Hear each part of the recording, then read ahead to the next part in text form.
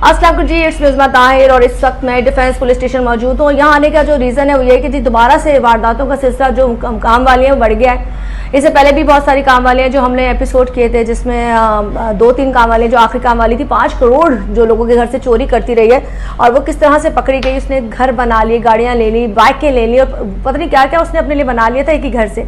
लेकिन दोबारा से यहाँ पर एक अदद खातून पकड़ी गई हैं। किस तरह पकड़ी गई हैं वो तमाम चीज़ें आपके सामने लेके आऊँगी। उस वक्त आई और शेफ सर हमारे साथ मौजूद है। कैसे उसको अरेस्ट किया, कितने साल से चोरी कर रही थी, ये तमाम चीजें हमें सर बताएंगे। अस्सलाम वालेकुम सर, कैसे आप? ठीक है, ठीक ठाक। अच्छा सर, थोड़ा सा मुझे बताएं वो खातून कौन है, कहाँ से अरेस्ट हुई है और उसका नाम क्या है? अच्छा, वो खातून का नाम जो है वो रियल नेम फरजाना कौसर है, जबकि वो जो फर्जी नाम बताती है अपना वो महरीन बताती है। ठीक है। और वो जो है 2016 से क्रिमिनल रिकॉर्ड उसका मौजूद है। 2016 से वो गिरफ्तार होती रही है। पहले वो लाहौर में चोरियां करती थी, वहाँ गिरफ्तार होती रही। 6 केसेस लाहौर के हैं। ठीक है। उसके बाद वो इस्लामाबाद शिफ्ट हो गई। 3 केस उसके इस्लामाबाद के हैं। लाहौर इस्लामाबाद में बंद हुई जेल में। फिर जब वहाँ से निकली तो वो कराची आ गई और कराची में वारदातें करने लगी। ठीक है। कराची में उसके 6 मुकदमात हैं। सबसे पहले कराची में उसने डिफेंस के दूध में चोरी की, जो मेरे पास केस है। उसके बाद इसने बोर्ड बेसन के दूध में चोरी की।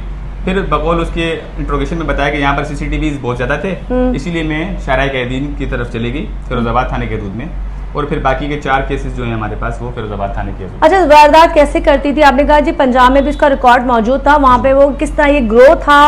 आप उसकी उम्र कितनी थी लड़की की? लड़की की उम्र 36 साल है। 36 साल है। तो मैरिड थी? जी, वो मैरिड है। ठीक है। तो ये उसके बच्चे भी यकीनन होंगे? 3 बच्चे होंगे। 3 बच्चे। अच्छा, वहाँ जब वो पंजाब में ये करती थी तो खाली वो खुद अकेले अरेस्ट हुई थी या और भी इसके साथ लोग भी पकड़े गए थे?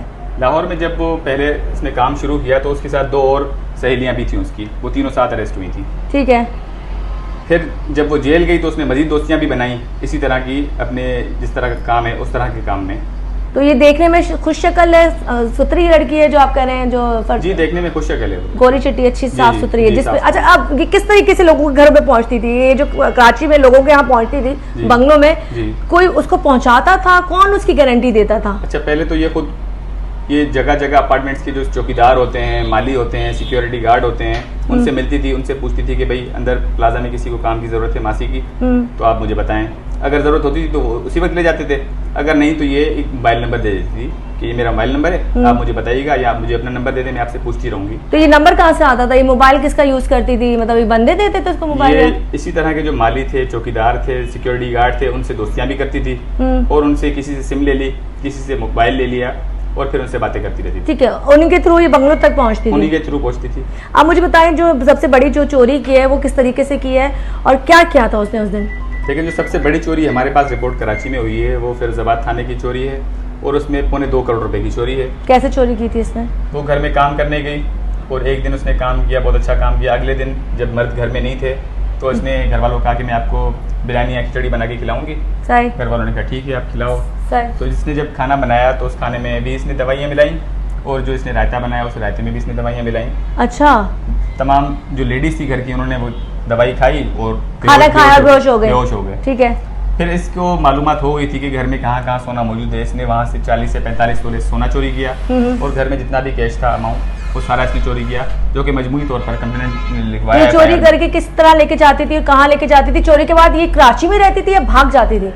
चोरी के बाद ये फौरी भाग जाती थी यहाँ से। ये कराची में, चूंकि इसका कोई ठिकाना नहीं था मुस्तकिल, कराची में आरजी आके रहती थी मज़ार के पास, अब्दुल्ला शाह गाजी मज़ार के पास ने बताया था कि रहती थी आरजी तौर पे। सिर्फ वारदात के 1-2 दिन के लिए रुकती थी कराची में। तो घर कैसे मिल जाता था? कोई इंक्वायरी नहीं होती थी? कोई मालकान नहीं पूछते थे? NIC जाती है? अब तो कह रहे हैं जी आप अगर ऐसी चीज़ों में तो तमाम चीज़ों में आपके NIC तमाम चीज़ें जाती हैं। जी बिल्कुल ऐसे ही है कि मालिकान को पहले भी बहुत दफ़ा समझाया गया है कि आप जब भी किसी मुलाजिम को या मेड को अपने पास रखें तो उनका NIC ज़रूर लें और उनके अपने मुतल्लिका थाने से वेरिफिकेशन भी करवाएं, उनका क्रिमिनल रिकॉर्ड भी चेक करवाएं कि पहले से कोई सज़ा याफ्ता तो नहीं है। लेकिन कुछ लोग जो है वो इसको शायद चेक एंड बैलेंस नहीं करते, या तो फिर वो सोचते हैं कि चलो आज पहला दिन है कल NIC ले आएगी, लेकिन उसका तरीका वारदात ये था कि वो कोशिश करती पहले ही दिन वारदात, 1-2 दिन में वारदात कर देती थी। पहले या दूसरे दिन ही वारदात होती थी। तो सर ये जो कितने वारदातें कराची में अब तक उसके लोगों ने आप तक बता चुके हैं कि ये पकड़ी कैसे गई, मतलब आप तक कैसे? क्योंकि वो तो वारदात करके भाग जाती थी ना, तो उसकी पिक्चर्स, उसकी शनाख्त, उसको कैसे आप लोगों ने अरेस्ट किया? मैडम असल में जब वो आखिरी वारदात करने गई फिरोजाबाद की हदूद में, तो जिस घर में वो फ्लैट में गई उस फ्लैट के रिश्तेदारों के घर वो पहले चोरी कर चुकी थी। अच्छा जी। ओहो। तो उनकी CCTV भी थी पहले से, अच्छा। रिश्तेदारों को शक हुआ कि वैसी लग रही है, तो उन्होंने पुलिस को जब इन्फॉर्म किया तो लाजमी फिर डिफेंस थाने को भी इन्फॉर्मेशन हुई, प्रोडक्शन को भी हुई, फिरोजाबाद को भी हुई। ठीक है। और इन तीनों थानों ने मिलकर ये ऑपरेशन किया और उसको जाके वहाँ से गिरफ्तार किया उनके घर से। अच्छा, इसका जो शौहर है वो बेसिकली क्या काम करता है? मतलब इसका शौहर जो है, इसने खुद इंट्रोगेशन में बताया कि दर्जी का काम करता है। अच्छा, नशा वशा भी करता है? जी, आइस का नशा करता है वो। तो ये पैसे जो होते थे ये अपने मियाँ को भी देती थी या किसी और को आगे भिजवाती थी? ये बता रही थी कि ये सारे पैसे तो मियाँ को नहीं देती, वरना वो सारे ही नशे में खा जाएगा। वो बता रही थी कि मैं अपने एक दोस्त के पास पैसे रखवाती हूँ, उसकी वो इन्फॉर्मेशन देनी थी, लेकिन पुलिस अभी।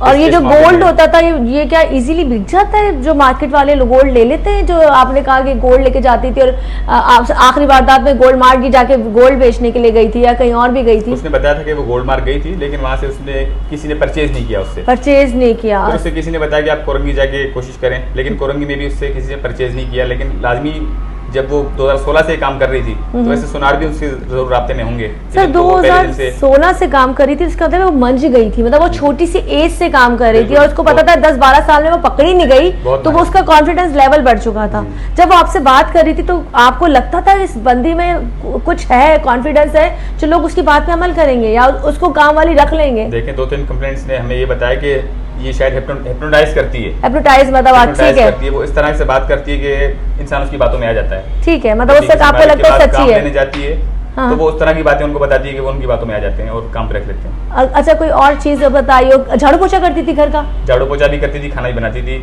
सारा काम कर लेती थी, मतलब जो भी काम मालिक का है। हरफन मौला बन के जाती थी। और बहुत ही कम पैसों में 15-20 हज़ार रुपए ले लूंगी, जो कि पैसों की जरूरत है। क्योंकि पैसों की जरूरत। अच्छा सर, कोई मैसेज आप देना चाहें अगर जो लोग इस वक्त काम वालों को रखते हैं, वो सबसे पहले कौन कौन सी एहतियाती तदाबीर एहतियात करें ताकि इस तरह के केसेज घर में ना हो?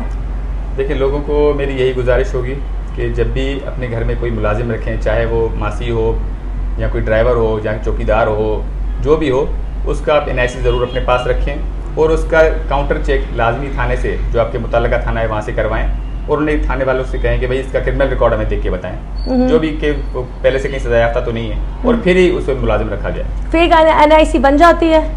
फेक NIC नहीं बनते, लेकिन अगर फेक NIC होगा तो भी पकड़ा जाएगा ना। पकड़ा जाएगा। चलिए जी, बहुत बहुत शुक्रिया जी। क्लिफ्टन पुलिस स्टेशन में मौजूद डिफेंस क्लिफ्टन स्टेशन में मौजूद हूँ। यहाँ आने के बाद वो बंदी जो करोड़ों रुपए लोगों की हत्या चुकी है और बज़ाहिर कहते हैं जी कुछ ऐसा पढ़ती पढ़ाती थी, जादू करती थी कि जो भी तो जादू नहीं होता। कभी कभी जब हमारे जिंदगी इतनी बिजी हो गई, हमें लगता है हमें हमारे घर में ज़रूरत है काम वाले की, तो जब हमें काम वाले की ज़रूरत होती है तो हमारी बस गलती ये होती है कि हम उसके NIC ही नहीं लेते, उनके बारे में जानकारी नहीं हासिल करते, जिसकी वजह से। और हाँ, पहले दिन आके इत्मीनान और सेकंड डे वो कार्रवाई कर लेती थी, आपके पास वो नौबत ही नहीं आती कि आप कुछ और कर सको। खैर, ये थी वो तमाम तफसील जो नौकरानी के आप तक आई है और इंशाल्लाह कोशिश करते हैं कि इसकी सजा अच्छी तरीके से हो, ज्यादा हो, ताकि वो अब लंबे अर्से तक जेल में रहे और लोगों को सुकून हो जाए। वरना बाहर आके मुझे नहीं लगता कि कहते हैं कुछ लोगों की दुम टेढ़ी होती है, वो टेढ़ी रहती है, तो टेढ़ी दुम को बेहतर करने का तरीकाकार यही होना चाहिए कि लंबी सजाएं होनी चाहिए ताकि उनकी पूरी जिंदगी जेल के अंदर गुजरे और वो बाहर ना आए। खैर, इसी के साथ मुझे दीजिए इजाजत। अल्लाह हाफिज।